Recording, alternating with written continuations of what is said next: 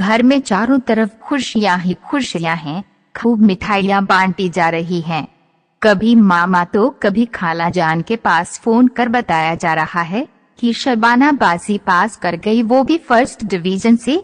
इसी बीच शबाना समय निकालकर अपने ट्यूशन टीचर को फोन कर अपना परिणाम खुशी खुशी बताती है और अपने घर आने का आग्रह करती है।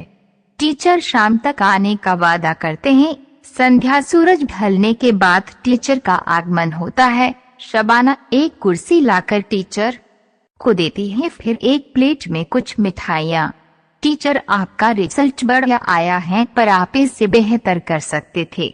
पर कोई बात नहीं कहते हुए अंग्रेजी में एक कहावत कहते हैं, जिसका हिंदी अर्थ जो हुआ सो हुआ, अब आगे देखो। अब शबाना की अम्मी का आगमन होता है। मुस्कुराती हुई टीचर को धन्यवाद करती हैं।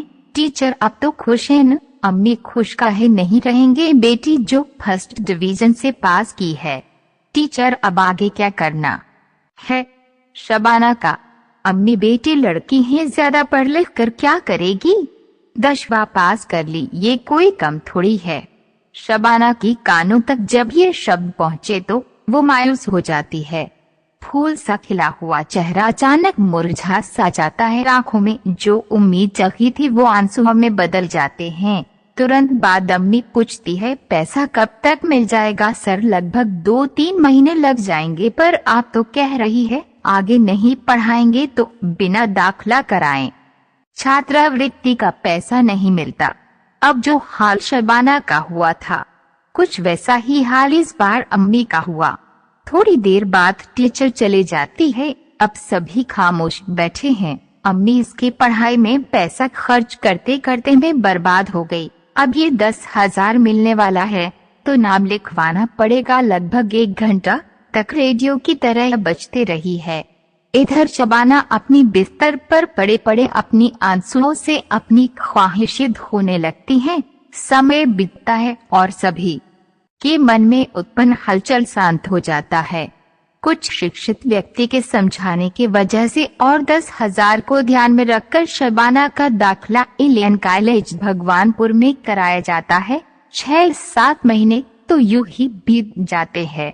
10,000 शबाना के खाता में आ भी जाता है। अम्मी बहुत खुश होती हैं। फिर एक दिन शबाना के घर एक मेहमान आते हैं और बात ही बात में शबाना से पढ़ाई के बारे में पूछने लगते हैं। मेहमान, पढ़ाई में क्या चल रहा है?